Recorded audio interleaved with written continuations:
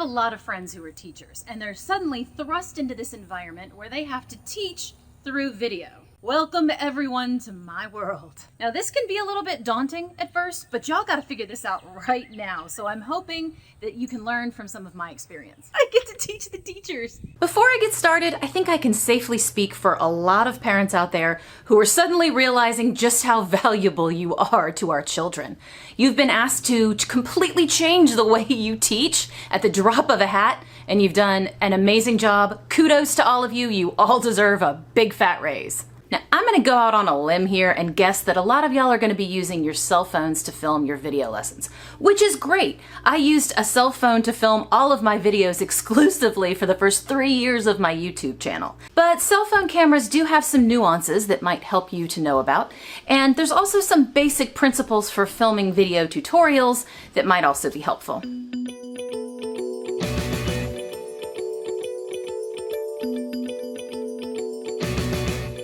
Now when I say clean, I'm not just talking about messy in the background. I'm talking about cluttered or busy. The busier the background, the harder it is for your viewer, in your case your students, to pay attention to what you're saying. They're looking around behind you going, ooh, what's in my teacher's house? Hey Mom, my teacher drinks the same wine as you. So make sure you've got some sort of a relatively plain background. It doesn't have to be completely plain and boring, just not a lot of stuff behind you.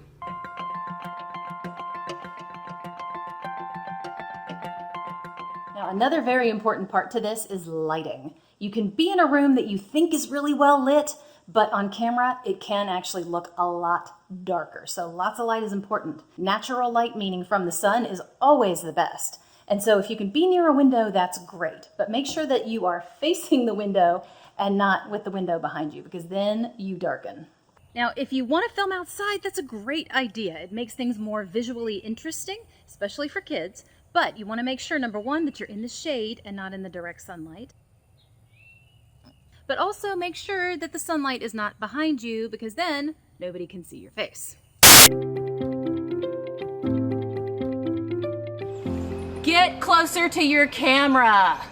You're all the way out here, nobody can really see you, and they really can't hear you all that well either. Even if you're inside, it's going to be echoing all over the walls. So get closer to the camera so they can actually see your face. Now, most of us know from taking our own selfies that you want to go a little bit high, because if you go low, you get turkey neck, and that's especially difficult if you get to be above your 40s like me. So angle up slightly, not super high, because that just looks weird.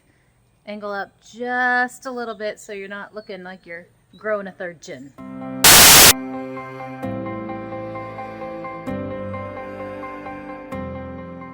Because I do this all the time, I have multiple tripods that I use to keep my camera stable and positioned exactly where I need it to be. But that's not something everybody is going to have laying around their house.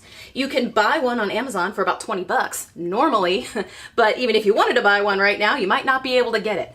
But turns out that it's actually not that difficult to make yourself a little stand out of whatever you happen to have around. And I, in fact, just made one out of a few wood scraps and some wood glue while I was talking to you. Now, if I can do this, you definitely can, because if there's anybody who knows how to make something out of nothing, it's a teacher.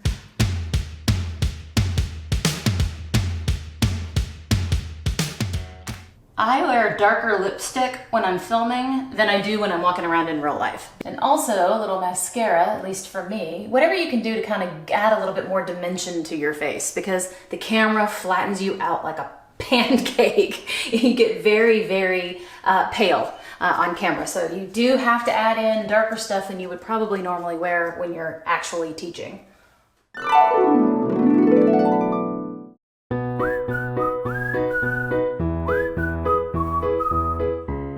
Now the camera doesn't just flatten out your face, it flattens out your personality too. If you try to talk like you would normally talk to a normal person in a conversation when they're standing right next to you, it gets very boring for the viewer very quickly.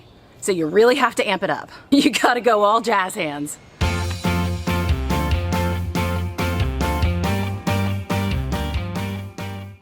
This is just another thing to be mindful of. Depending on your camera app, it may or may not lock your exposure once you start recording.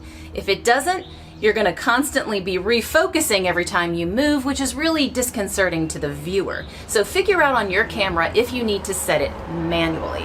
Mine actually won't let me set it manually, so I downloaded an app called Open Camera that actually does let you lock the exposure once you start recording. It also lets you lighten or darken the exposure very easily depending on if you need it or not.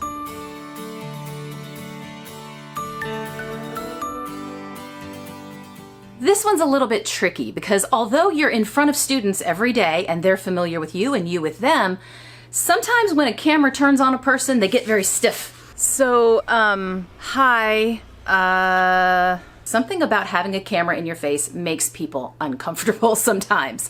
So, relax. One thing that has helped me in the past is to remember that there's one person, one viewer, or in your case, one student, watching this on the other end. That makes it a lot easier for me to get comfortable to talk as if I'm talking to one person. One other thing that makes people really nervous is the fear of messing up and having to start the whole thing over again. So for the next few days, I'm going to be researching some different editing programs that you can download for free or for low cost that are relatively simple to use, that you can use to cut out those parts that you don't want in the final video, or add in some close-up shots or some other pictures or some other interesting things to make it more visually interesting for your students. So keep an eye out for part 2. I actually don't know how to not be comfortable on the camera now. I'm actually having a very difficult time pretending to be uncomfortable. Hello. Go climb a tree. Okay. Just don't fall out. This is so that the camera doesn't constantly refocus. Oh, hello. Sorry. Come on in. Is Lily out here? Yeah, she's in the tree. She's in the tree. She's in the tree. That's gonna happen a lot.